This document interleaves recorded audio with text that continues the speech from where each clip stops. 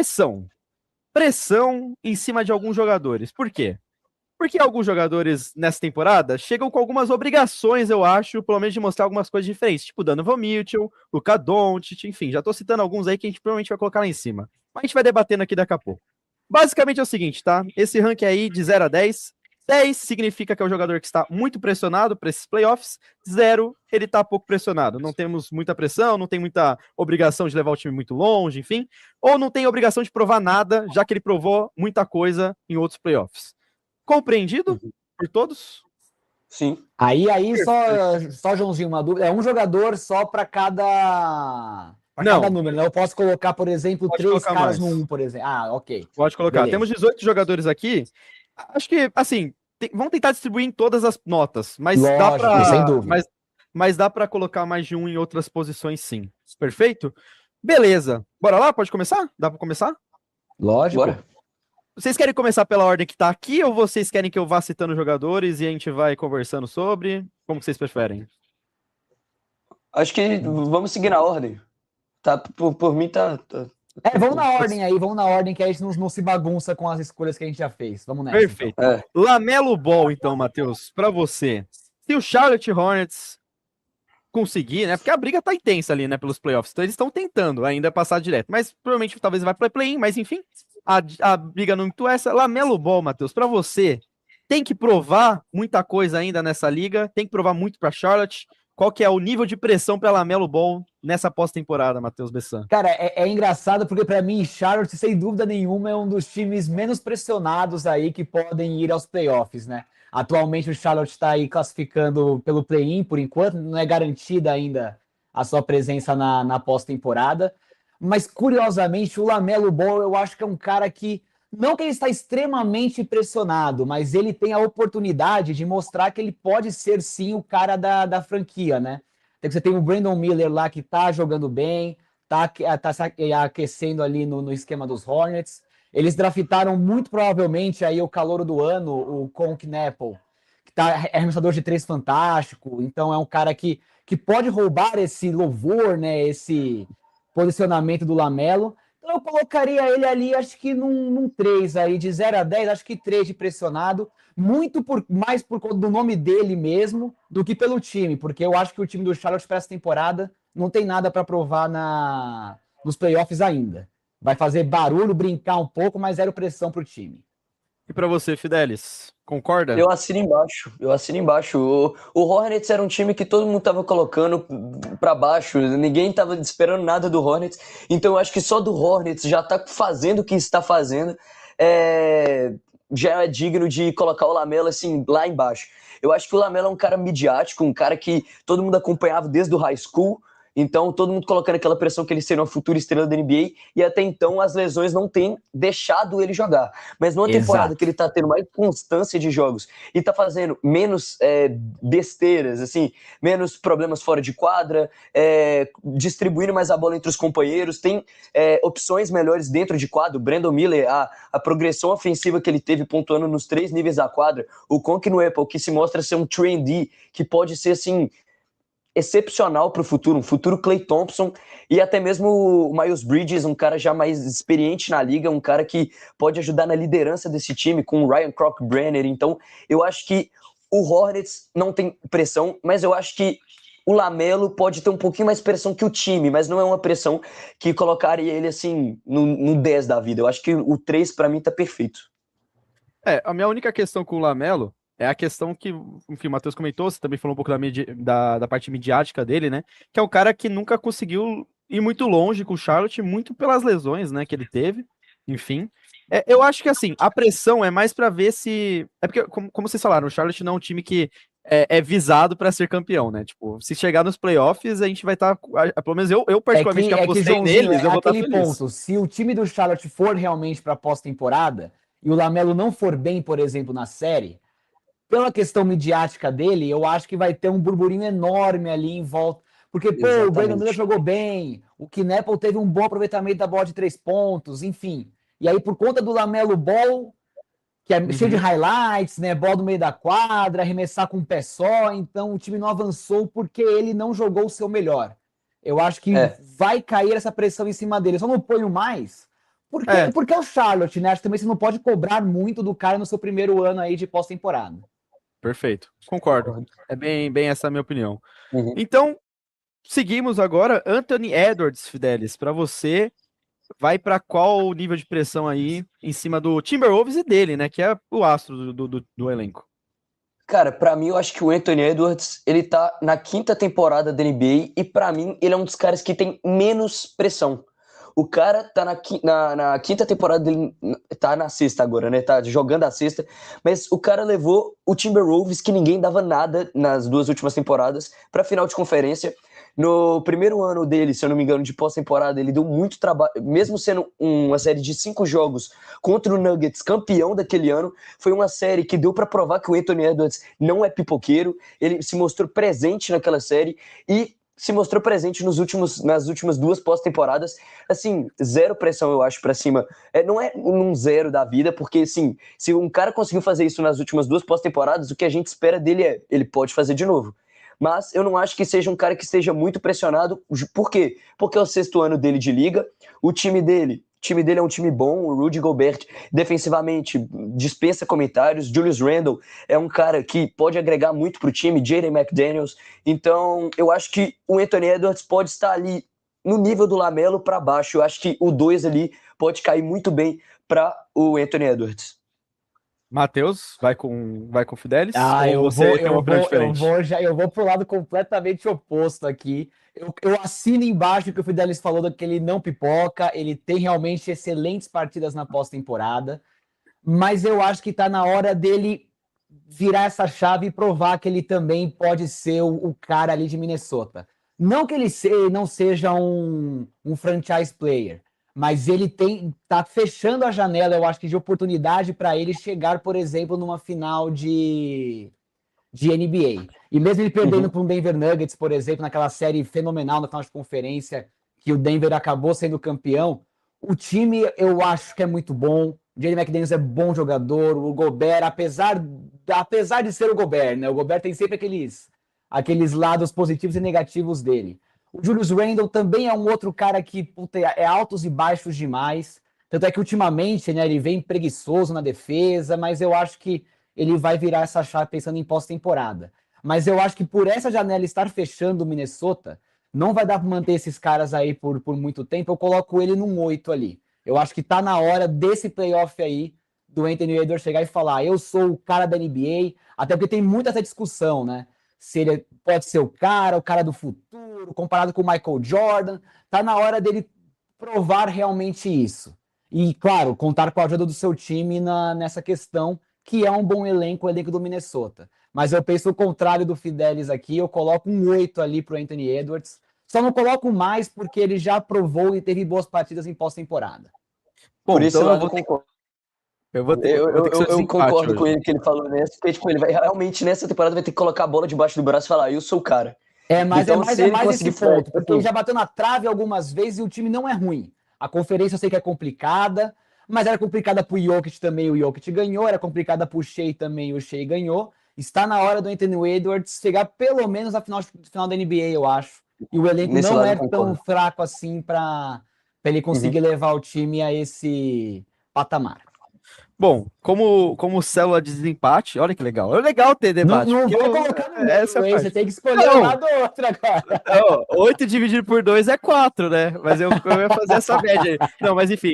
Mas ó, eu vou ser bem honesto, eu acho que eu concordo um pouco mais com você, Matheus, no sentido de que, tipo, apesar que eu acho que o time do Wolves é bom, mas eu acho que eu colocaria eles como talvez quarta força aí, talvez quinta, para ganhar no Oeste, pelo menos eu vejo dessa forma. Mas eu acho que o Edwards, ele só tem um grande problema. Ele gosta muito de provocar, né? E aí, às vezes, por exemplo, ele ganhou do Curry, ganhou do LeBron, ok, beleza, mas, pô, ele tá batendo uma geração bem mais velha que ele, E né? tem Tem um que... detalhe interessante, jogo que eu acabei de lembrar. Curiosamente, nessa série contra Denver, o jogo 7 ele foi mal. No jogo Foi ali mal, de vida ou morte, ele não jogou bem. Ele arrebentou na série Uhum. inteira. É até foda você falar isso, né? Ele arrebenta a série, o playoff inteiro, mas aquele jogo, né? O jogo que é o mais importante, ele não Decisivo. foi bem, baixo Uhum. aproveitamento. E isso pesa muito também, acho que contra ele nesse nosso ranking aqui. Sim. Mas eu acho que é um cara que, assim, vem mostrando que pode ser um grande jogador, né? No sentido de ser esse franchise player, né? Ser esse cara. E eu acho que, assim, a pressão dele eu vou deixar num 6, tá? Que eu acho que a pressão do Timberwolves não é tão alta para ser campeão. Eu, pelo menos, não vejo dessa forma. Eu não vejo o Timberwolves ser o favorito no Oeste. E muito menos ser favorito a ser campeão da liga. Tipo assim, se fosse colocar minhas fichas, não colocaria.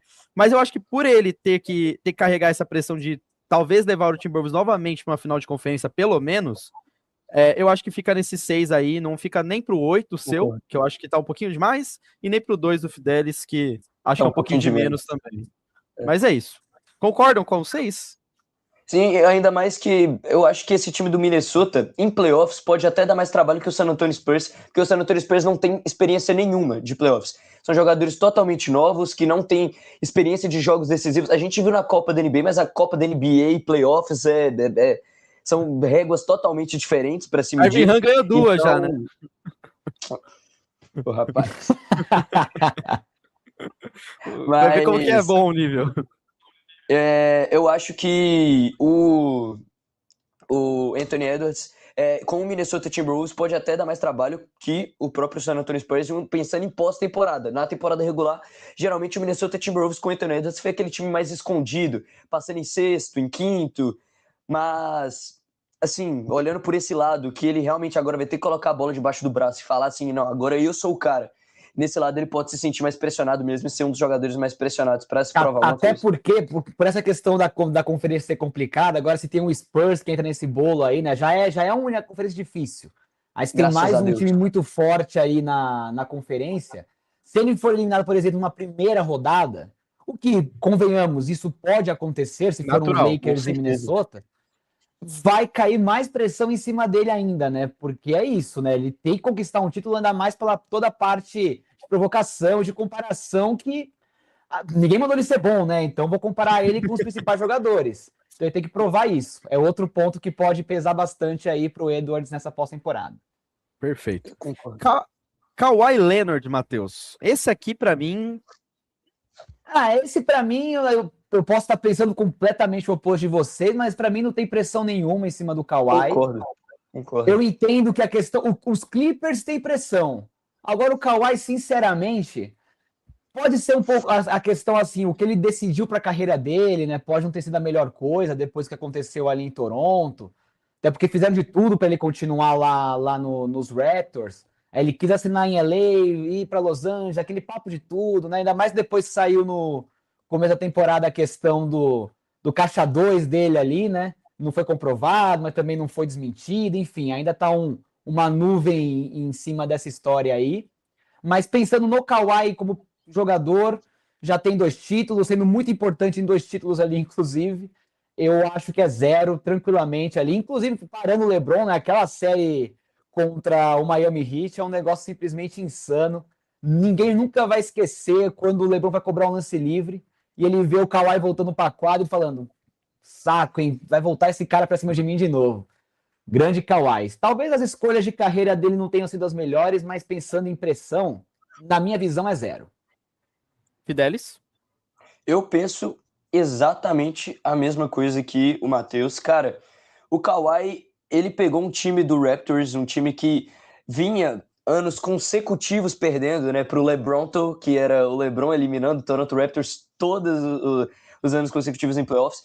E tem a questão que o LeBron foi para LA naquele ano, mas vamos deixar isso de lado, mas faz uma corrida incrível, decide uma partida, assim, acho que é o Game Winner, na minha opinião, um dos mais icônicos da história. Eu coloco como mais icônico da história porque eu não gosto de lembrar do Game Winner do Ray Allen em 2013.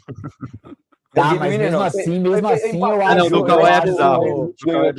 O do Kawhi é bizarro, o jogo também, era questão de eliminação ali para Toronto. Ainda mais que estava na época fervente do Trust the Process, né, com o Joel Embiid. Ele estava no auge ali, com o Ben Simmons na época. Foi o último ano bom do Ben Simmons.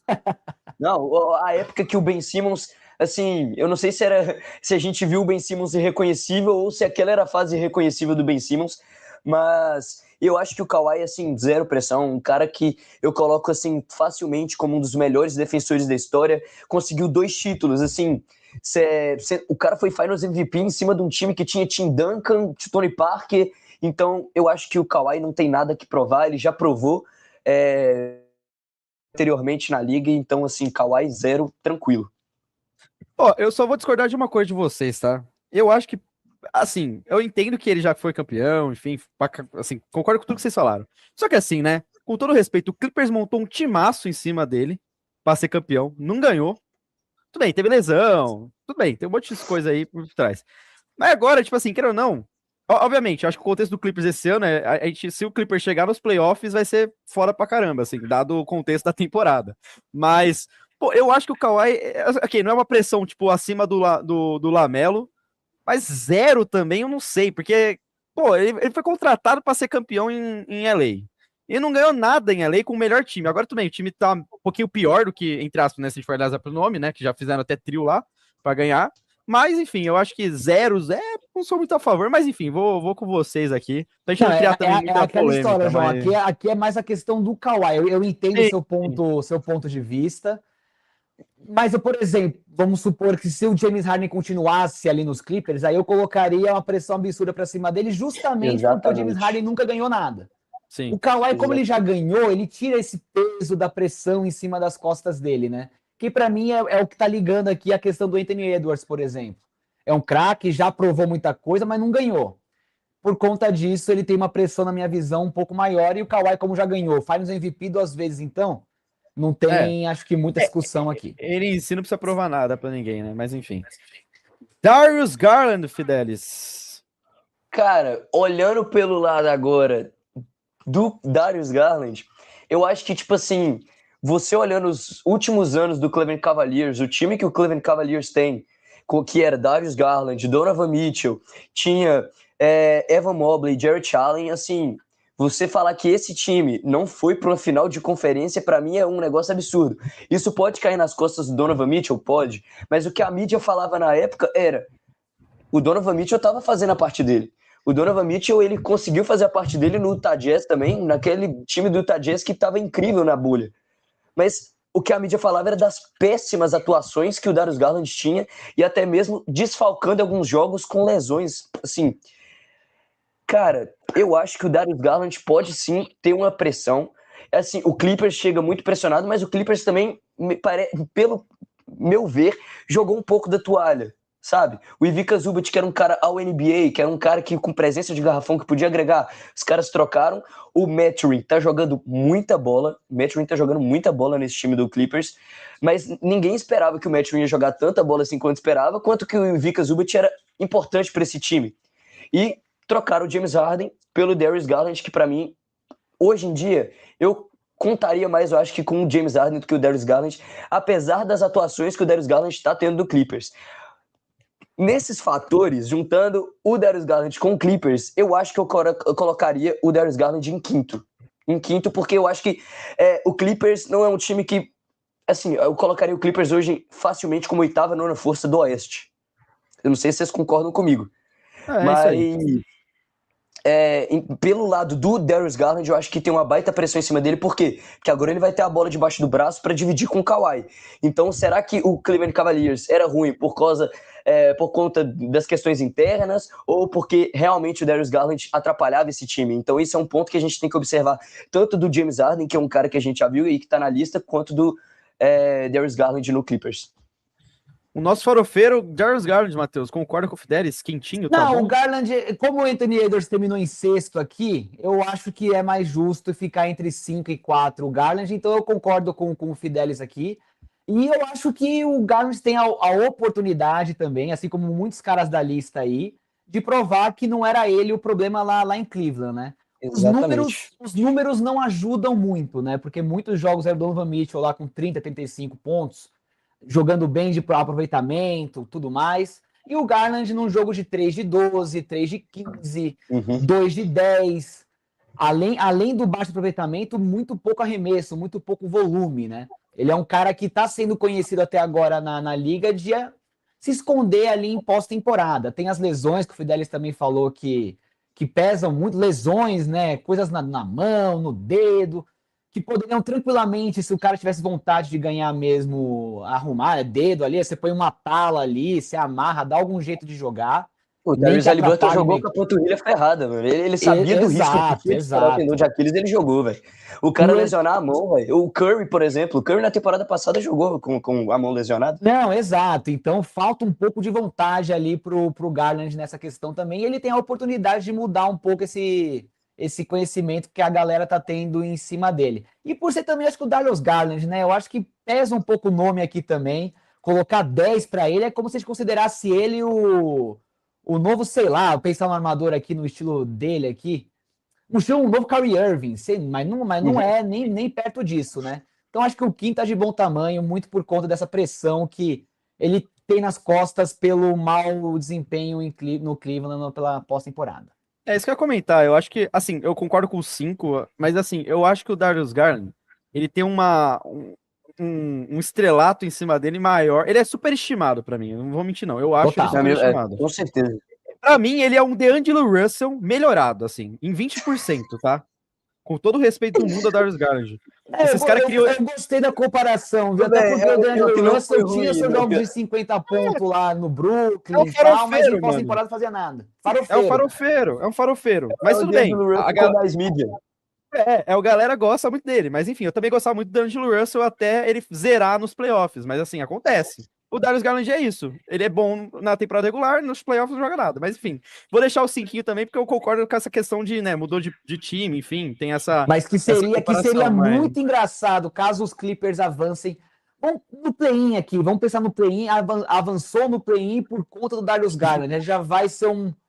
Vai. O dono vai olhar aí Cleveland lá, ainda vai ser um Mobley formal, que o Mobley não tá na melhor temporada dele como foi na passada. O Exatamente. time do Cleveland, no geral, né? Não tá tão Sim. estrelado como tava na última temporada. Aí podem falar, puta, será que trocaram o cara errado? Ia ser engraçado se ele conseguisse ir Ia ser bem, muito engraçado. nem que seja no play-in.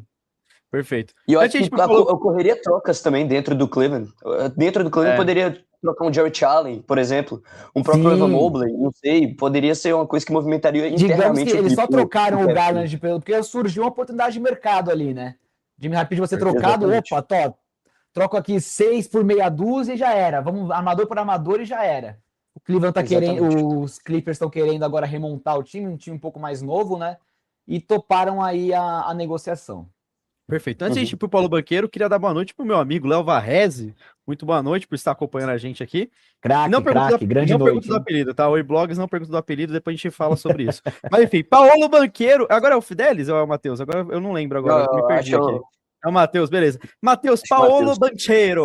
Banchero. Que não, Puta, que o não Banchero. marcou o Luke Kennard. Que lindo. Muito obrigado, Paulo. Muito obrigado. O Banqueiro é um cara que eu gostaria tanto de ver em Boston, meu. Pra mim é um cara que ia se encaixar tão bem no time ali, Duke, jogar com Tatum, enfim. Pensamentos aqui, quem sabe pro futuro, mas pra mim ele é o cara que entra pressionado, viu? Muito pelo time do Orlando que, convenhamos, né? Já dá pra falar com tranquilidade. Ele acho que não correspondeu às expectativas de muitos de nós aqui. Não que o time fosse estar 60 vitórias, não é isso. Mas a gente esperava uma melhor colocação, uma campanha um Grande pouco mais decepção da temporada. positiva. O time teve uma boa sequência de vitórias que alavancou ali para quinto lugar na Conferência Leste, mas a gente esperava batalhando pela liderança, top 3, mano de quadra, e não está sendo muito isso. O Orlando está batalhando para ir direto para os playoffs, né? O que a gente não esperava. E muito disso daí tem a questão do Paulo Banqueiro, que não vem jogando bem, melhorou nas últimas partidas, teve partidas interessantes ali com mais de 30 pontos, bom aproveitamento, mas no geral a temporada dele tá bem abaixo, o bola de 3 dele não para de cair a porcentagem, então ele é o cara que tá pressionado, né? Ele assinou novo contrato, já é o cara que o Orlando considerava franchise player, aí o Franz Wagner meio que se juntou ali. Então eu acho que ele tem bastante pressão para cima dele, muito pelo desempenho na temporada, quanto pelo time que o Orlando montou, pensando em uma final de conferência, ou até uma final de NBA, né? Porque é um time com atletas para isso. Então, olha, eu vou chutar, como eu chutei 8 pro Anthony Edwards, eu acho que até um 9 caberia pro Banqueiro aqui. Perfeito. Fidelis? Mano, eu acho que é completamente isso. O time do Orlando Magic que a gente via na temporada passada era assim, Falta arremesso? Falta. Trouxe o Desmond Bane, que ganhou o campeonato de 3 pontos, no Memphis Grizzlies, na característica de jogo dele no Memphis Grizzlies, era um cara que era o arremessador do time, então a gente esperava assim, o Orlando Magic resolveu o problema das bolas de 3. Trouxe o Kentavious Caldwell-Pope, não deu certo o Kentavious Caldwell-Pope no Orlando Magic como arremessador. Então, cara, eu acho que não só o Paulo Banchero, como o time do Orlando Magic, porque assim, tá bom, o cara chegou na liga em 2022, mas assim, a gente espera um salto maior como jogador, não uma regressão, porque o Paulo, pelo que a gente estava esperando dele para essa temporada, era um cara que estaria batalhando pelo MVP, não pelo MVP, mas tipo assim, top 5, o top 10, ao NBA, mas o Paulo que a gente vê hoje é um Paulo totalmente distante disso. Talvez com a regra de 65 jogos ele consiga entrar aí no NBA, mas tipo assim, o Paulo que a gente vê é um Paulo que o Orlando Magic tem uma porcentagem de vitórias muito melhor quando ele não está em quadra. O Orlando Magic tem um aproveitamento melhor quando ele não está em quadra. Então a gente vê o Franz Wagner de vez em quando assumindo esse protagonismo, mesmo que o Franz Wagner na temporada passada teve péssimas atuações contra o Boston Celtics e o Paulo teve que carregar, a gente vê totalmente o contrário nessa temporada regular. Pode ser que na pós-temporada o Paulo tenha um destaque, pode voltar a ter o basquete que tinha, mas o Orlando Magic e o Paulo que a gente vê hoje é um Paulo totalmente comportamental da temporada passada. Então eu acho que chega bem pressionado e o 9 ali, ou pode ser que caia pro 8 também, tá muito bem encaixado com ele. Eu acho que o 9 tá bom. E assim, o que me decepciona é o Orlando Magic, né?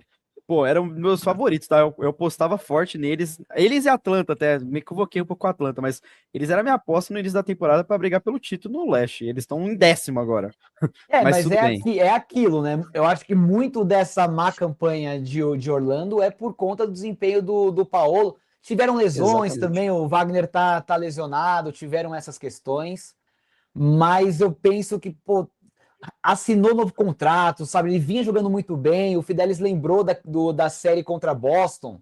Ele, se ele não tivesse problemas de faltas, né, no jogo 5, com o time físico ali que Orlando tinha, não sei se ia ser tão fácil para Boston como se tornou aquela partida na reta final do terceiro quarto, quando ele sai ali com 5 faltas, né?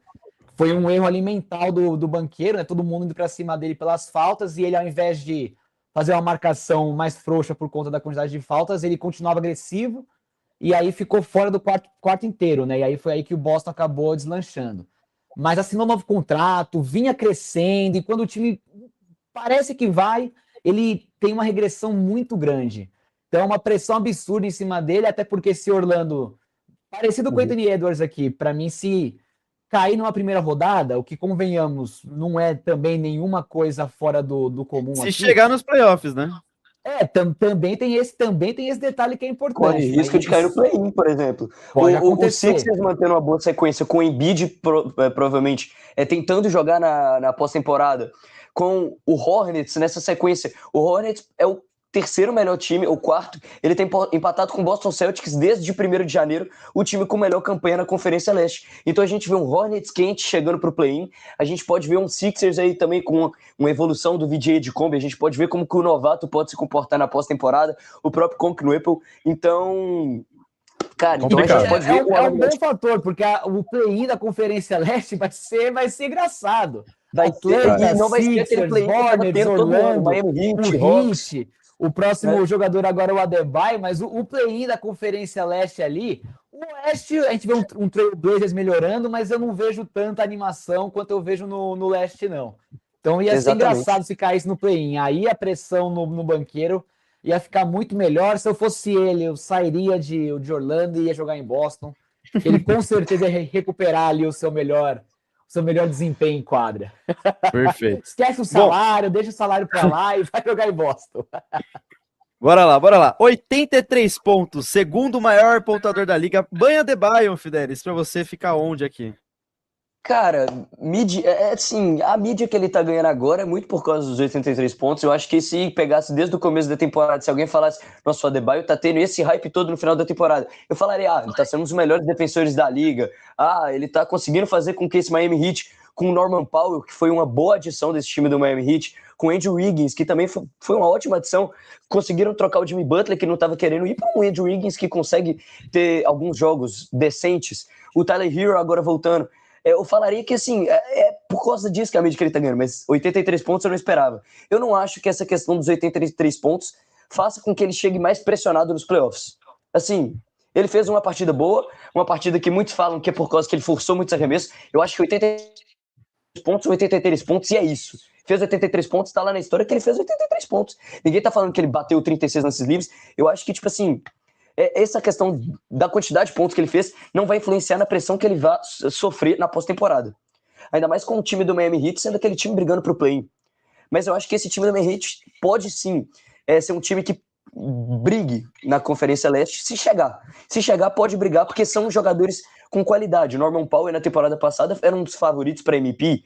O Andrew Wiggins sendo fundamental no título do Warriors de 2022, então a gente sabe que ele não é um jogador de cair muito na pressão. Então eu acho que o Ben Adebayo, eu coloco ele 4. Acho que o 4 ali pro Ben Adebayo pode ser uma boa colocação, porque eu acho que essa quantidade de pontos que ele fez não seja um fator que influencie bastante nessa pressão que ele chega após a temporada. Matheus? O Adebayo é uma questão engraçada, né? Eu acho que eu vou meio que me contradizer com tudo que eu já falei aqui, mas eu concordo, acho que com o Fidelis aqui num quarto lugar, mesmo com o Adebayo eu acho que já deve ter quase mais de 10 anos de liga, ele deve ter. É um dos grandes defensores, já chegou em final, não ganhou final, mas não sei, não consigo colocar muita pressão em cima do Ban Adebayo, não, nem pela questão da pontuação. Ele é um cara que caiu um pouco até de rendimento antes desses 83 pontos, lógico. Ele não vinha com bons números em quadras, 12 pontos, 10, baixo aproveitamento de arremesso, mas pouco se fala, não sei. Eu acho que eu concordo aqui com o quarto lugar, mesmo com ele em muito tempo de liga, com muito nome, muito hype em cima dele pela questão defensiva, né? Por já ter ido longe em pós-temporada e não ter ganhado um título. Mas eu não vejo o Miami com essa pressão toda, então concordo aí com o número 4. Beleza, eu também concordo com vocês. Assim, com todo respeito ao Adebayo, pra mim é um segundo jogador, né? Tipo, a pressão sempre foi em cima do Jimmy Butler, né? E ele era o apoio ali, né? E agora é tipo meio que o Miami virou dele, mas o Miami também não foi aquelas coisas na temporada eu acho que a questão é bem o Heat mesmo. O Heat não empolga mais como empolgava antes. Não tem mais um Jimmy Butler ali, não tem uma grande estrela, né? Tem bons jogadores lá, mas uma estrela midiática, uma estrela que bagunça as coisas ali, não tem. Um protagonismo dividido, né? Um time que o protagonismo pode ser dividido na mão do Tyler Hero, na mão do Ben Adebayo, não sei, dependendo da partida do Norman Powell. Mas eu não vejo pressão, eu acho que é meio isso mesmo. Com a questão aqui, a pressão em cima do jogador, eu não vejo isso em Miami, não. Talvez o time tenha, mas ele não. Ele não. Jalen Brunson, Matheus, esse aqui é um dos seus favoritos que eu sei. Puta, o Jalen Brunson, eu acho que, sinceramente, não tem como não colocar ele... Puta, eu vou ser bem sincero, eu vou botar o Jalen Brunson no 10 aqui. Talvez eu esteja dando acho que, tadinho, né? Acho que ele não merecia, talvez, o 10. Mas eu vou misturar tudo aqui, eu vou misturar a questão do New York Knicks. Tá na hora do New York Knicks ir ali para uma final de NBA, quebrar essa maldição que ronda Nova York ali, que desde 75, se não me engano, 73, não ganha um título, não vai para a final de NBA também. Ele estava tendo um playoffs ano passado sensacional, aí contra Indiana, não foi. E por ser Nova York, eu acho que aqui o mercado vai pautar muito a minha escolha. Eu coloco de lembrança no 10, mesmo ele jogando bem em Nova York, teve um bons playoffs ano passado. A questão que ele se provou muito, né, pelo contrato que ele assinou com Nova York quando ele saiu de Dallas, contrato muito, para muitos na época era caro, né, gastaram uma fortuna, o que é isso, oferecer 100 milhões em 4 anos para esse cara, e ele se provou ser um armador ali para um longo futuro em Nova York. Mas por ser os Knicks, eu não consigo ver outro número a não ser 10 aqui. Se o Towns está aí, eu coloco 10, se o Michael Bridges está aí, eu coloco 10, muito pela questão Nova York, não tem como. Fidelis?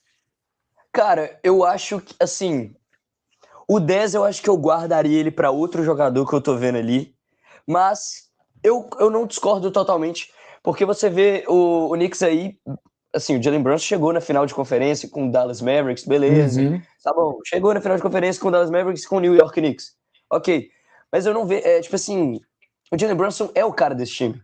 O Karl-Anthony Towns não tá tendo o mesmo rendimento que tinha a temporada passada, que o Karl-Anthony Towns ficou a temporada inteira top 5 para MVP. A gente vê o Karl-Anthony Towns hoje com a característica muito mais de presença no rebote do que um cara com a pontuação que a gente via ele na temporada passada. Claro que o líder de pontuação do New York Knicks na temporada passada era o Jalen Brunson, mas a gente viu o Karl Anthony Towns também ajudando nessa distribuição de pontos. Só que agora, eu acho que é o mesmo caso do Anthony Edwards, só que é um caso mais radical. Porque ele vai ter que colocar a bola debaixo do braço agora, vai falar, eu vou resolver isso. Ele tentou fazer isso temporada passada, não conseguiu. Foi muito bem marcado pelo Neighborhood, foi muito bem marcado pelo Naismith. Então, cara, eu acho que o Jalen Brunson ali no 9, 10 tá muito bom. Vamos colocar ele no 10 pra gente não repetir posição por enquanto, mas depois nos ajustes eu acho que ele deva cair, mas o 10 Não, ali... com certeza vai ter um outro cara bem específico, talvez até 2 ali no 10. Exatamente, eu tô pensando em 2 também, deve ser os mesmos. Talvez a gente esteja na mesma linha de raciocínio aqui, então. E para mim cai muito a questão do mercado aqui também nessa próxima análise, mas enfim, fica para daqui a pouco. E só, Joãozinho, desculpa atrapalhar esse raciocínio, só completando aqui, o torcedor dos Knicks está muito esperançoso nesse time. Até porque ele vê uma conferência leste, agora o Detroit Pistons com o seu principal jogador ali machucado.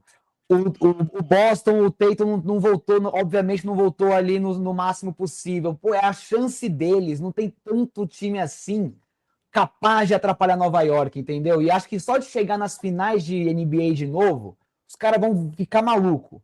Mas se não chegar, vai ser um arrependimento tão grande, por isso que eu coloco essa pressão em cima dele também, porque mesmo se ele fizer uma série 30 pontos por jogo, arrebentando, vai ser uma pressão em cima dele, do Towns também, principalmente.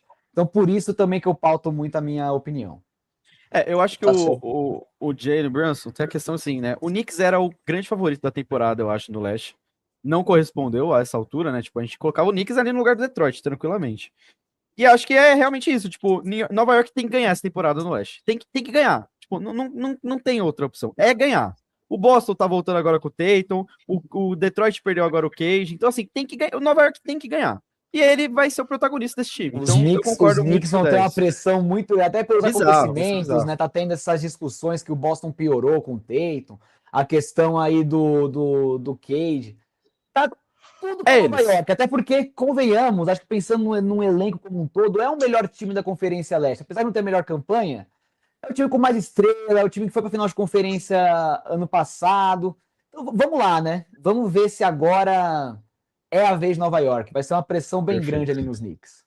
Não, eu acho que, olhando assim, o Knicks tem o melhor quinteto titular da liga. O Oklahoma City Thunder é um caso à parte. O Oklahoma City Thunder, acho que tinha que ter a prateleira Oklahoma City Thunder. Mas tirando o Oklahoma City Thunder, eu acho que o Knicks, no papel, tem um papel muito dividido entre ataque e defesa. Karl Anthony Towns no ataque, Jalen Brunson no ataque. Aí você vê na defesa o Giannunobi, que pode defender tanto do armador ao pivô. A gente vê Josh Hart, que trazendo energia, sendo o Gui Santos do Knicks.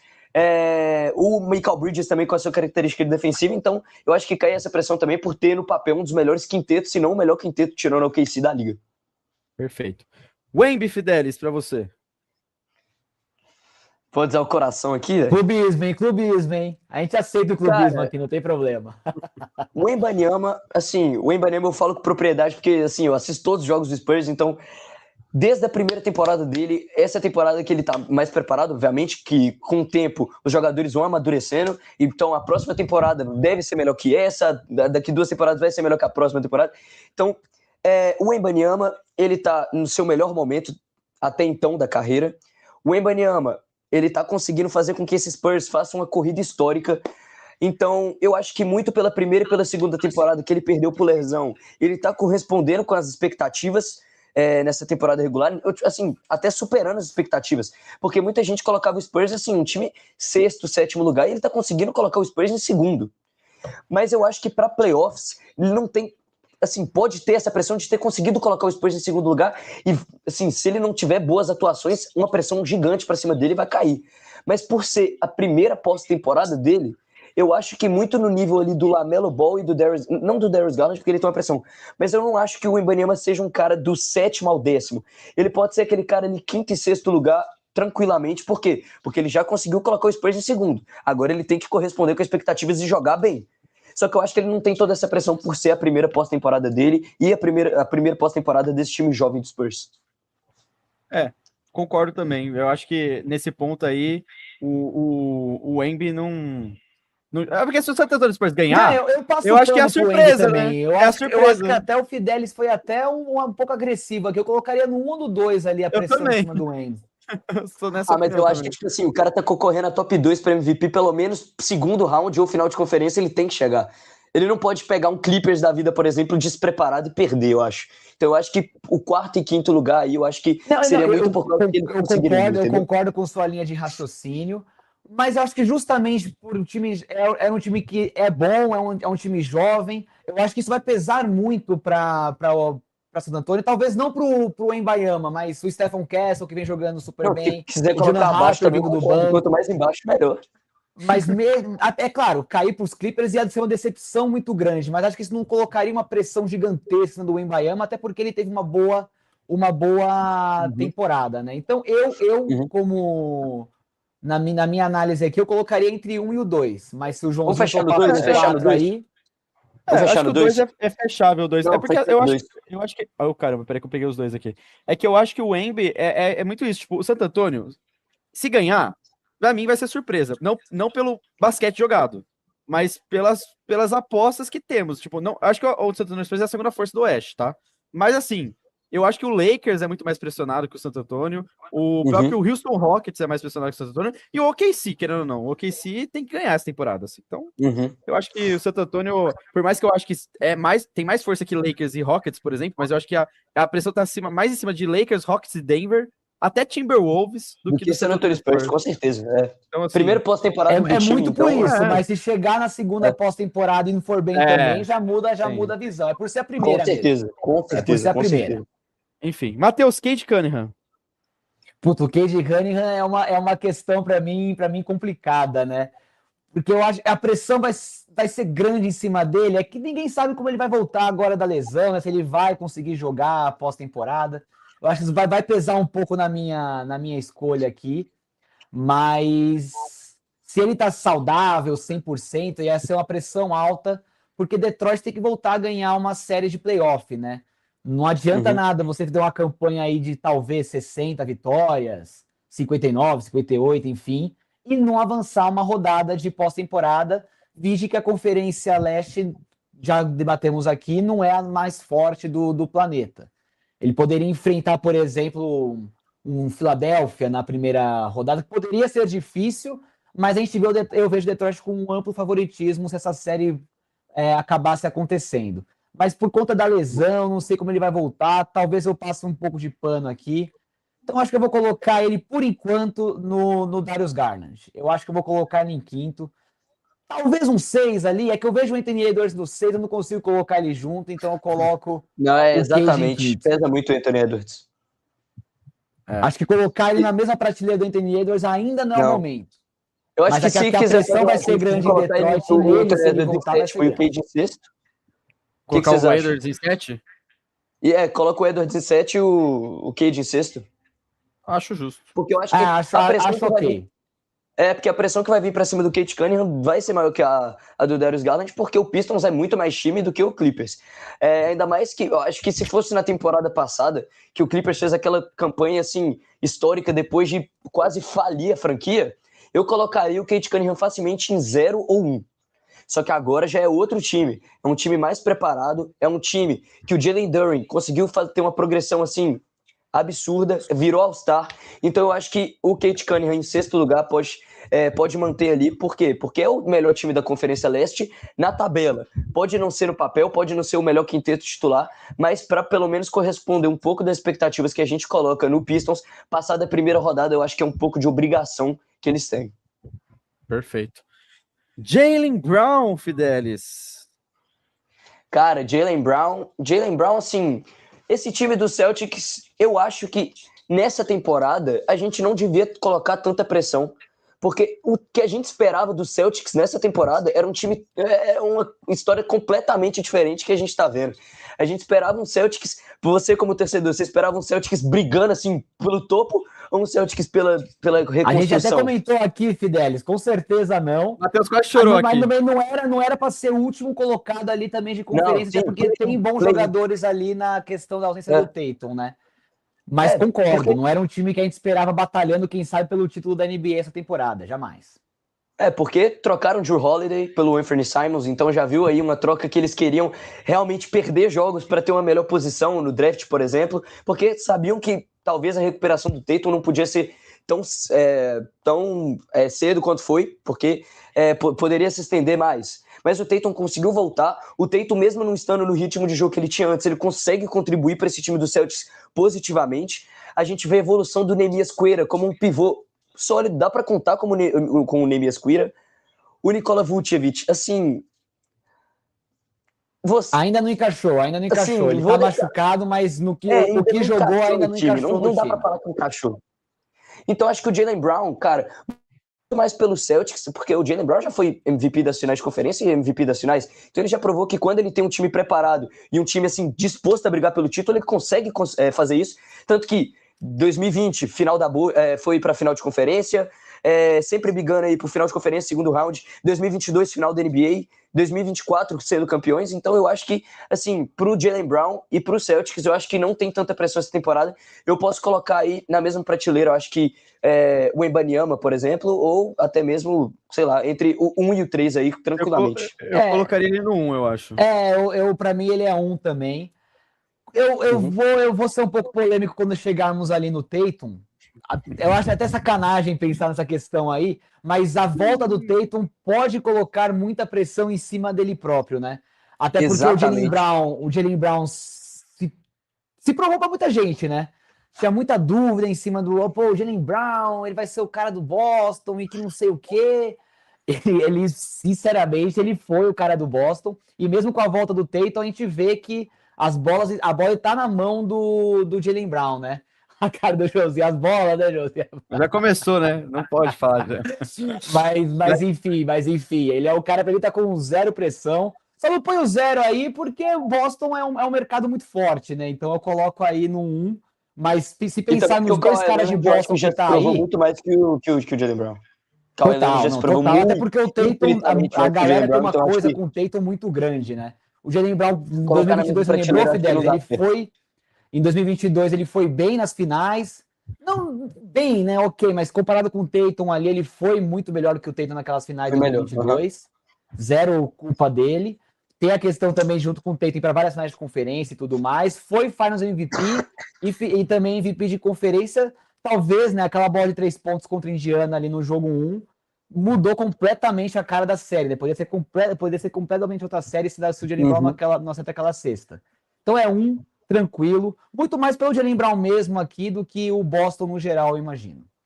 Perfeito, concordo com vocês também. E posso falar uma coisa? Eu queria já puxar o Tatum aqui. Eu sei que vocês comentaram a questão de ele voltar agora a pressionar, mas com todo o respeito do mundo, o Tatum já foi campeão, ele acabou de voltar de uma lesão seríssima, ele é 0, com todo o respeito. Eu sei que o Matheus também não concorda comigo, mas eu acho que ele é 0, mano. Não, eu acho que a pressão do Tatum... Eu como torcedor colocaria no 0, mas pode ter certeza que se Boston não for bem na pós-temporada, vai cair muito em cima da volta do Tatum. Porque pode ser que a mídia coloque ele como forçou a volta dele. Isso, e já tá tendo um debate, principalmente ali nos Estados Unidos, que a volta do Tatum atrapalhou o Boston, né? Até porque o Boston nas últimas 10 partidas deve estar 5-5, eu não vou saber de cabeça agora, 5-5, talvez 6-4. Para muitos, eu acho até sacanagem pensar assim, o retorno do Tatum atrapalhou o desempenho do Preacher, do Mesqueira, enfim. O banco não é mais o mesmo, que eu acho um absurdo comparar aqui, mas se Boston não for bem na pós-temporada, mesmo com todas as coisas que a gente falou aqui, eu acho que vai cair muita pressão em cima dele. Então, para mim, ou é 8 ou é 80 aqui, sinceramente. Ou é 0 ou é 10. Eu colocaria 0, mas enfim. Eu acho que vale colocar o 0 aí, porque eu acho que a gente tem que pensar como um racional aqui mais e não ser tão emotivo. O cara voltou de lesão. O Klay Thompson demorou 3 anos para voltar da lesão, que ele voltou em 8 meses. Ele voltou aí em menos de 9 meses aí. Um dos setores mais rápidos, né, de lesão de Aquiles. É o 5º mais rápido, acho. Vai ser muito... Bater o Kobe vai ser impossível nesse recorde, né? Acho que o Adebayo não vai conseguir se ele romper o que esse aí vai ser difícil do Adebayo conseguir. Com todo respeito, a gente é uma mídia vai ser complicado. Aqui. Se o Boston não for bem na pós-temporada, for inclusive eliminado, por exemplo, numa primeira... Vai ser muita pressão em cima do Tatum. Eles vão cobrar do Tatum. O Jaylen Brown carregou esse time e a volta do Tatum, entre aspas, atrapalhou.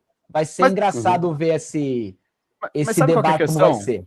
Com todo respeito, a grande questão é o seguinte: se o Jalen Brown carregou o time, beleza, mas aí vamos pôr que o Boston perdesse sem o Tatum na primeira rodada. Os caras vão falar, se o Tatum tivesse. Agora que Exato, o Tatum tá, os exato. caras vão falar que a Nunca culpa é do tem, Tatum. nunca tem Com todo um. respeito, os caras não vão estar satisfeitos com nada, entendeu? Então, tipo assim, eu honestamente Exatamente. prefiro analisar pelo lado da lesão. Eu E acho que, tipo até, e assim, até por ser o nada em Tatum, cima né? O dele. Tatum tem uma pressão ali que eu não sei, Bizarro. não sei por que essa pressão tão grande em cima do Tatum, né? Que ele jamais vai ser o Anthony Edwards, é muito melhor que ele. Pode até ser na questão do jogo ali, talvez role um debate, mas um cara que foi campeão, um cara que já era o maior Já pontuador provou. desde que entrou no draft, o maior número de vitórias, enfim. Isso aí nunca pesa, né? Mais pela questão de desempenho ali anterior ao título na pós-temporada. Então é Não, engraçado e o que acontece com eu o acho que Tatum. se o MVP das finais fosse pro Tatum, eu acho que pouca gente contestaria, sabe? Total, acho que até para muitos, né? Inclusive eu lá que estava lá na NBA House, inclusive, para mim deveria ir pro Tatum, principalmente pelo jogo 5 ali que 5, ele jogou fez. muito o jogo 5. E o Tatum, assim, só para completar a linha de raciocínio aqui, ele liderou o Boston em pontos, assistências, rebotes, roubos. Ele fez tudo Não, por foi Boston naquela uma corrida pós-temporada, absurda, acabou não ganhando os prêmios individuais, mas merece todo o crédito pelo título de Boston. com certeza. Perfeito. Donovan Mitchell, acho que agora é o Matheus, né, Matheus? Que eu dei uma pulada aí no Tatum, O né, mas... Spider, eu acho que vai cair num sinal parecido aqui com o Anthony Edwards aqui. Acho que os dois podem até ficar juntos, acho que nessa lista, né? Até porque o Donovan Mitchell ainda não chegou sequer a uma segunda, passou da segunda rodada ali de pós-temporada, né? Exatamente. Talvez ele chegue até no 8 ali, é que eu... 8. Ok, Eu acho que eu eu acho que eu vou fecharia no colocar 8. um 8, Eu também fecho até no porque 8. ele tem mais tempo de liga, né? Seguindo a questão que o Fidelis comentou aqui. Para mim, tanto em Utah quanto em Cleveland, ele, para mim, é um dos menos culpados ali pelas eliminações. Para mim, jogou muito bem tanto as séries por Utah quanto por Cleveland. Faltou realmente um elenco de apoio melhor nessas decisões. A saída do Garland, a gente debateu aqui agora, né? Será que era ele o culpado? Mas a pressão vai ser muito grande, que está na hora também do Donovan Mitchell avançar na sua carreira e provar ser um franchise player, né? Um All-NBA ali, como muitos veem ele hoje em dia. Então acho que um 8 é de bom tamanho aí. Apesar de achar que a carreira dele em pós-temporada não é essa coisa tão horrível como todo mundo pensa, não. Eu só vou emitir uma opinião bem polêmica antes do Fidelis falar, porque, tipo assim, tudo bem que o Donovan Mitchell tá no patamar bem abaixo de LeBron James, mas assim, se o LeBron James não levasse aqueles times do Cleveland Cavaliers para finais, entendeu? O Donovan Mitchell pra mim é isso, tipo, ele tudo bem, o time dele não era bom, mas ele era o cara do time, velho, tipo, ele Não, tinha a obrigação a de questão levar. não é essa, os times eram bons, tanto Não, em Utah então, quanto em sim, Cleveland, os mas times não faltou, ele renderam. fazia lá seus 40 pontos e o restante do elenco não fazia nada. E é complicado essa comparação, entendeu? Para mim, é o meu ponto de vista nessa questão do Mitchell. Mas eu acho que, tipo assim, foi o que eu falei. Eu sempre enxerguei o Mitchell como um segundo jogador, tipo assim, um jogador que precisava sempre de um jogador de apoio bom. Eu acho que o James Harden é esse cara, mas eu acho que a pressão em cima dele é absurda. Assim, eu acho que ele tem que passar da segunda rodada. Pelo menos. Eu Mas, acho que ele tem pressão. Tá na hora também dele se mostrar ser esse número 1 ali para qualquer franquia. Fidelis, sua opinião sobre o Mitchell é a mesma? Cara, Donovan Mitchell, eu acho que a pressão é muito mais o fator Cavs do que o Donovan Mitchell. Eu não sei se vocês concordam, porque o Donovan Mitchell já se provou ser bom na pós-temporada. Mas ele não conseguir levar um time de um patamar como o Cleveland Cavaliers, que o Cleveland Cavaliers tem o atual defensor do ano. O Cleveland Cavaliers agora conta com James Harden, que é uma das maiores potências ofensivas da história. O Jarrett Allen não começou a temporada bem, mas nos últimos jogos tem se desenvolvido. Então eu acho que o Donovan Mitchell ele é a mesma coisa do Anthony Edwards. Ele já se provou ser bom na pós-temporada. Só que agora ele tem que assumir, colocar assim, eu sou o cara, e vai ter que provar que consegue levar esse time, que não é um time ruim, é um time que, assim, é estrelado agora com o James Harden, traz mais mídia também pro Cavs, então não é aquele tipo assim, é só o Cleveland Cavaliers. Eu acho que com a vinda de James Harden pode trazer mais público, pode trazer mais mídia, então eu acho que cai mais na pressão também. O Donovan Mitchell. Então eu acho que o 8º lugar ali tá de bom tamanho pro Donovan Mitchell. Perfeito. Beleza. Agora, Donovan Mitchell não. James Harden, parceiro de Donovan Mitchell, Fidelis. Cara, James Harden eu já vejo por outro lado. Eu acho que ele era um dos jogadores que eu tava segurando pro 10. Porque, assim, Cara, 10.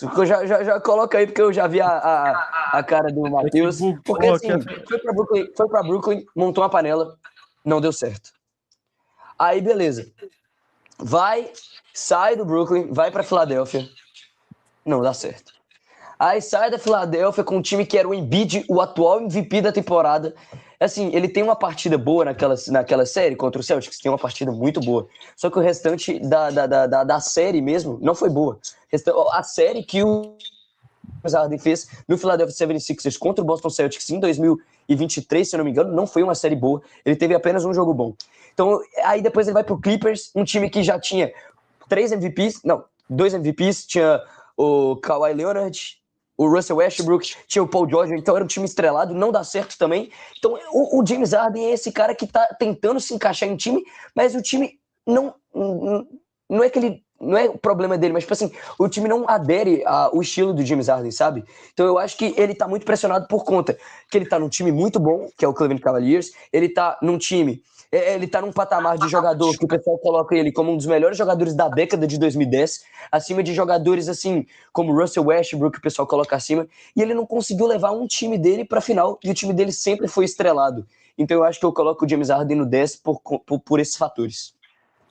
Matheus? 10. Não tem, acho que, outra posição aqui pro Harden, muito pela toda a história, a polêmica que ele tem com os times que ele joga.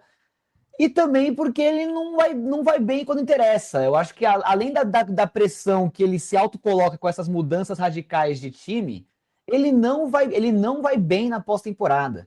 Ele tem o seu jogo lá de 45 pontos num jogo 1. Pô, o time vai lá e ganha fora de casa. Porra, ele fez isso com o Philadelphia contra Boston, inclusive. Sem o Embiid, ele foi lá, fez 45 pontos no Garden, e aí foi eliminado no jogo 6 ali, jogando mal, tanto no jogo 6 quanto no jogo 7.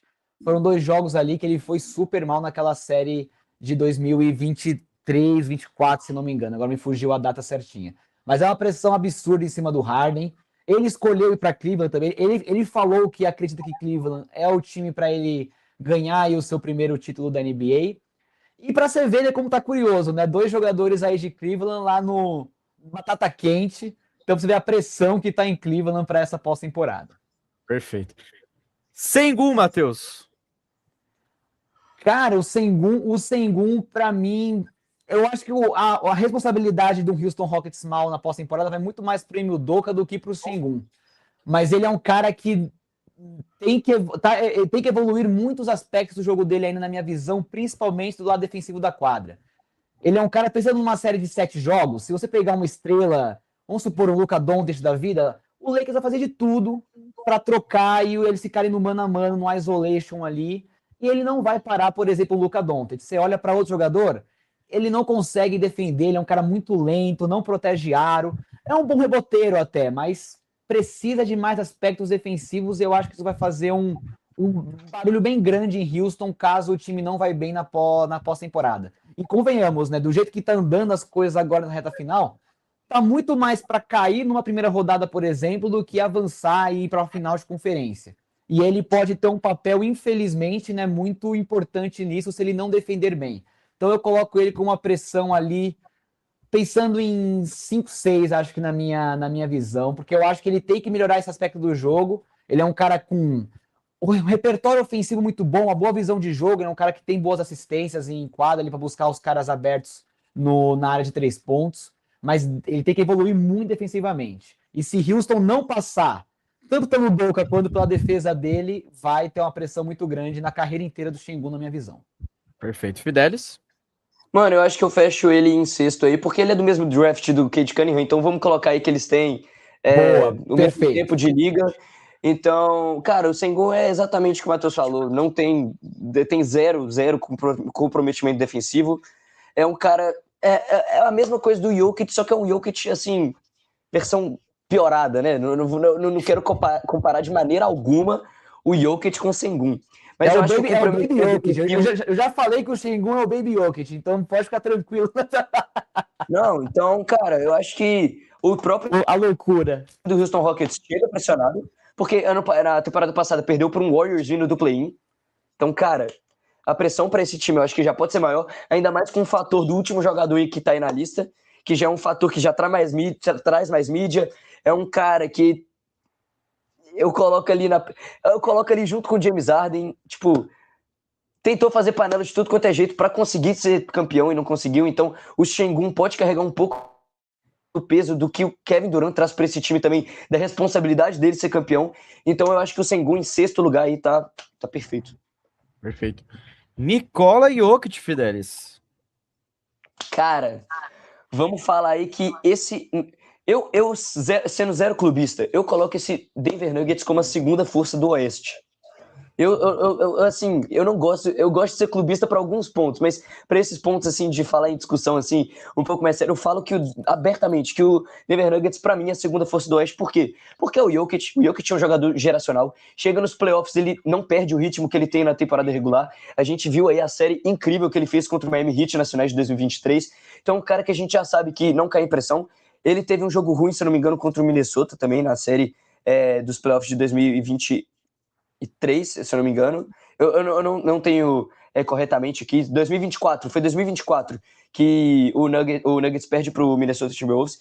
Então, cara, o Jokic, eu acho que é um cara que ele já conseguiu se provar na liga, mas eu acho que ele tem a responsabilidade de ser campeão, porque o pessoal já tá colocando ele no top 10 de todos os tempos, na briga pro top 10.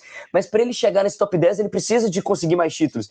E eu acho que essa forma que o Denver Nuggets tem de time, eu acho que é o melhor time do Denver Nuggets que a gente tem muito tempo. O Jamal Murray conseguindo jogar muito bem na temporada regular, que era um jogador que só aparecia em playoffs. O Peyton Watson e o Christian Brown se mostrando jogadores que evoluíram muito bem da temporada passada para essa, então são jogadores fundamentais. O Aaron Gordon voltando no ritmo de jogo muito bom. Ele começou a temporada muito bem e agora pode concluir pegando ritmo para os playoffs.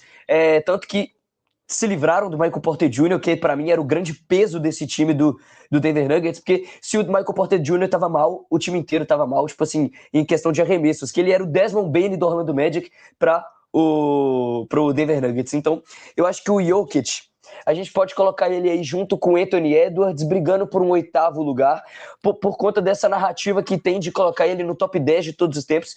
Então, eu acho que 7º, 8º lugar aí pro Jokic se encaixa muito bem. Matheus? Aqui tá engraçado isso, né? Quando vai para o extremo o Fidelis, eu vou para o outro lado. Eu não coloco muita pressão em cima do Nikola Jokic, não.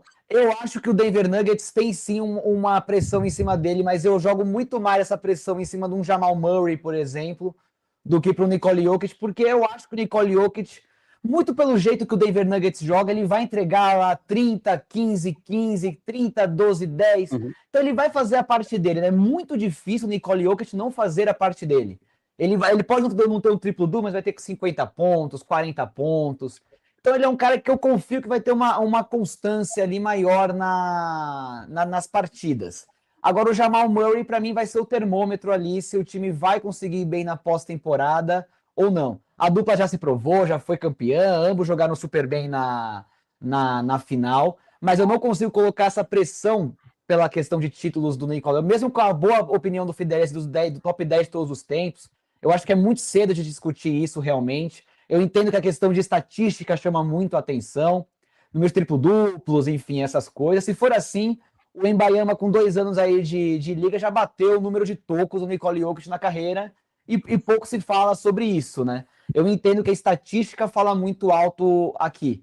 Mas o jeito que o Jokic leva o basquete, enfim, eu não coloco muita pressão em cima dele, apesar do Denver Nuggets estar com um dos melhores times aí dos últimos tempos. Acho que desde a final ali dá para dizer tranquilamente, do último título. Mas eu vejo muito mais pressão num Jamal Murray que não está na lista do que no Nikola Jokic. Então eu coloco para mim entre 3 e 4. Eu concordo com o Cara, mas eu olhei para esse lado extremo ali do 7-8, olhando na narrativa do pessoal colocando ele no top 10. Eu acho que o Nikola Jokic, como jogador, acho que ele pode provar um pouquinho mais do que ele já prova. Mas eu acho que na narrativa que colocam dele de brigar por um top 10, eu colocaria ele no 7-8. E curiosamente, Fidel, a gente comentou por cima sobre isso no último programa. Dessa pressão, né, desse idolatria que a gente coloca em alguns jogadores muito cedo. Ele já se provou, ele é um cara muito bom, mas top 10 falta muito ainda para ele alcançar. Claro, se ele continuar assim por mais 5, 6, 7 anos, com triplo-duplo a rodo, por ele já ter um títulozinho ali reservado, mesmo com o Shaq ali com seus 4, bem, ele não vai ser melhor que o Shaq Pô, o na Will minha Chamberlain visão. tem 2. Exato, então, o Tim Duncan, por exemplo, eu não consigo colocar ele na frente de um Tim Duncan. Não. Talvez essa discussão aconteça se ele ganhar mais 2, 3 títulos, aí beleza. Mas nesse exato momento, um top 10 eu também acho que é um grande exagero, mas é o que a gente faz, né? A gente vê um cara com muito ponto, muita estatística, fica maluco em cima dele, né? Mas de qualquer forma, eu só reforçando aqui, a pressão também tá muito mais no Jamal Murray do que exclusivamente no Nikola Jokic aqui. Eu fico mais com a opinião do Matheus também, por mais que eu acho que o Jokic... É que assim, o Jokic, ele é muito foda, né? Tipo, ele é um cara que você duvida dele no playoff. Tipo, eu acho assim, seria pressão, por exemplo, se ele tivesse sido muito mal a temporada passada, por exemplo. Ele não foi, né? E ele foi bem essa temporada também. E eu acho que Denver, por mais que eu concorde que... Eu discordo um pouco que eu acho que não é a segunda força não sei, enfim. A segunda força do Oeste é muito difícil de cravar. É muito, muito pau a pau, né? Mas eu acho que o Denver é um time que já se provou recentemente também. Tipo, não é um time que vem com, pô, temos que ganhar, tipo assim, sabe? Então eu vou colocar em quinto, vai. Vou jogar junto com o Darius Garland aqui, esse nosso querido amante de cavalos. Acho que faz sentido. Tá no meio ali Jokic, seguindo o que o Fidelis falou, coloca a pressão em cima dele. O cara que arrebenta sempre, ele tem que... É uma liga que a gente vê que não é uma liga... Não é uma liga de dinastias, né? Então a gente vê todo ano um campeão diferente, então a gente não pode contar muito de títulos, porque a competitividade também aumentou. Então a gente não pode... olhando por esse lado, eu já percebi já que não precisa tanto assim desses títulos para se provar um jogador que o Nikola Jokic já se provou que é assim há 5 temporadas já. Shai Gilgeous-Alexander, Matheus. SGA, olha só o SGA. Para mim também é um cara que, na minha visão, eu entendo que eu acho que muita gente vai colocar pressão em cima dele para o OKC, quem sabe conseguir um back-to-back.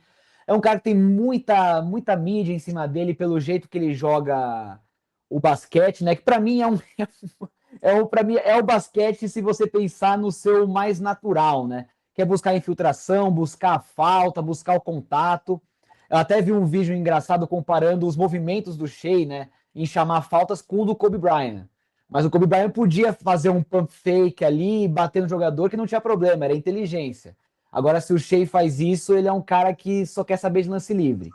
Então, acredito que por conta dessa visão de muita gente, ele tem uma pressão agora para essa pós-temporada para o OKC ganhar um título. Mas do jeito que eu vejo o basquete, do jeito que eu vejo o Shai hoje em dia, e o time do OKC também, eu não coloco muita pressão, não. Apesar de defender um título, é sempre algo muito forte. Eu vejo junto com o Lamelo Ball ali, acho que é um quarto lugar pro Shai. Muito por isso de tipo, vamos conseguir o back-to-back, vamos lá, vamos tentar, do que mais no Shai mesmo aqui.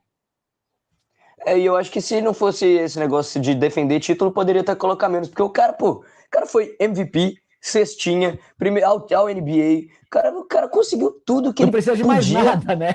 Não, mas eu acho que essa pressão também, aí para ter um back-to-back vai ser interessante. Foi o Jalen Williams ou foi o Shai que foi? O Jalen Williams eu tenho certeza, eu não tenho certeza se o Shai foi ao defensive. Mas é um cara que também a gente vê atuando fortemente dos dois lados da quadra. Então não tem como você duvidar do Shai como um jogador que precisa provar mais alguma coisa, porque ele já provou na temporada passada, um time de 69 vitórias, um time do Oklahoma City Thunder que começou essa temporada com 24 vitórias consecutivas. Então, cara, eu acho que o Shai aí em quarto lugar tá ótimo, muito pelo fato dele defender o título. Se não fosse pela defesa de título, eu colocaria até menos. Concordo totalmente aí. Por exemplo, se o Jaylen Brown, acontece tudo que aconteceu com o Jaylen Brown na temporada retrasada, acontece na passada, eu colocaria um pouco mais de pressão por defender o título, porque isso daí sempre mexe muito com as coisas. Então, para mim, super justo aí um quarto lugar, muito por essa questão, não pelo Shai em tudo aí.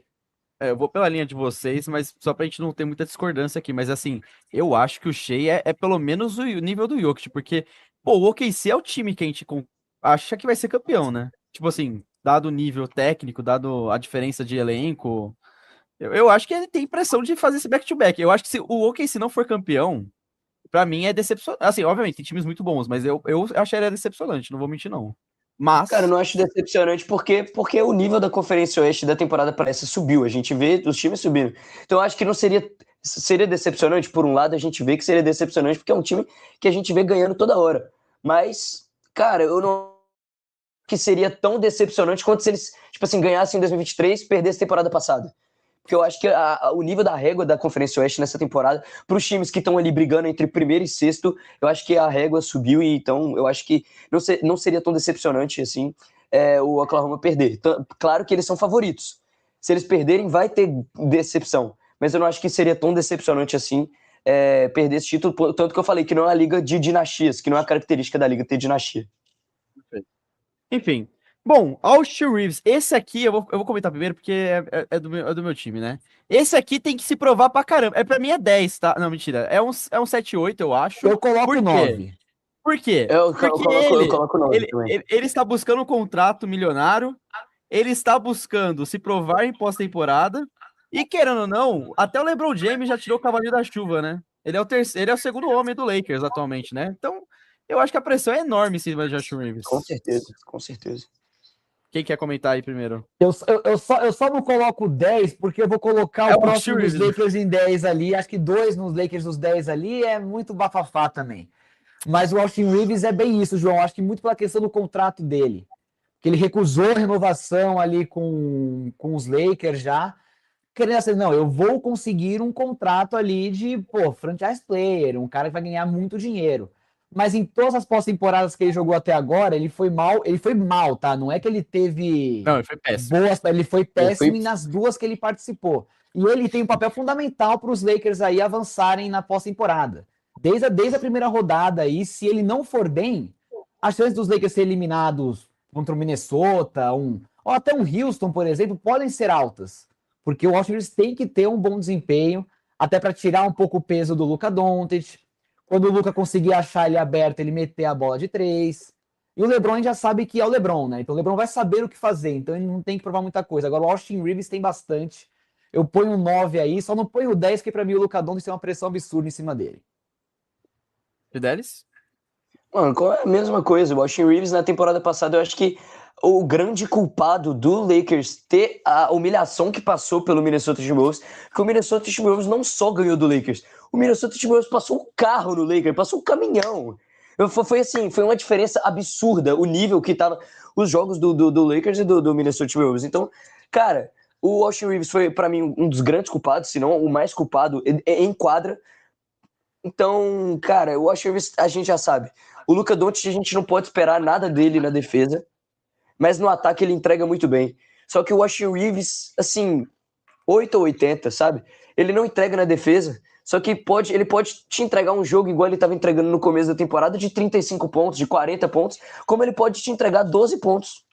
Então eu acho que o Austin Reeves, para ele querer buscar esse contrato milionário, para ele querer se provar na liga como um jogador que pode sim ter contrato, pode sim ser um jogador, uma segunda opção de uma franquia gigantesca, ele tem que se provar muito mais do que ele está se mostrando com o jogador que ele é atualmente. Perfeito. E já emendando o Luka Doncic aí, eu assim, tem que dizer, por mais que eu acho que o Lakers não é o grande favorito, o Lakers acaba se colocando por conta dos nomes que tem no elenco, né? E o Luka Doncic, e aí a provar, pressão né? para mim aqui é 100% no Luka Doncic. E vai misturar um pouco com o que o Fidelis falou, por exemplo, do Nikola Jokic. Ele está se colocando nessa pressão, muita gente já coloca que ele é um dos melhores armadores de todos os tempos, por causa das estatísticas. Ele faz um jogo de 60 pontos, como ele fez aí a semana passada, mas em pós-temporada, tudo bem, ele teve seus bons jogos, mas na final, principalmente contra Boston, para mim ele foi o principal responsável ali pela pouca, podemos dizer assim, pouco interesse naquela final. Foi muito fácil aquela final para Boston. O Doncic não só defensivamente, como também teve, acho que foi o jogo, se não me engano, foi o jogo 4, que ele sai, o jogo que ele foi o 4, né? Ele faz a quinta falta, ele faz a sexta falta, reclama, pede desafio, o Jason Kidd perde, enfim. Ele não foi bem naquela final, foi muito mal, inclusive, na minha visão, e isso pressiona demais ele tá nos Lakers também, né? Mas pra mim aqui os Lakers têm zero culpa, é mais o Luka Doncic mesmo que coloca o meu top 10 aqui. Perfeito. E pra fechar, quer falar sobre o Luka rapidinho, Fidelis? Mano, eu acho que é a mesma coisa, eu acho que 100% da pressão no Luka, eu acho que não 100%, eu colocaria 1% no Austin Reeves também. Eu colocaria 1%.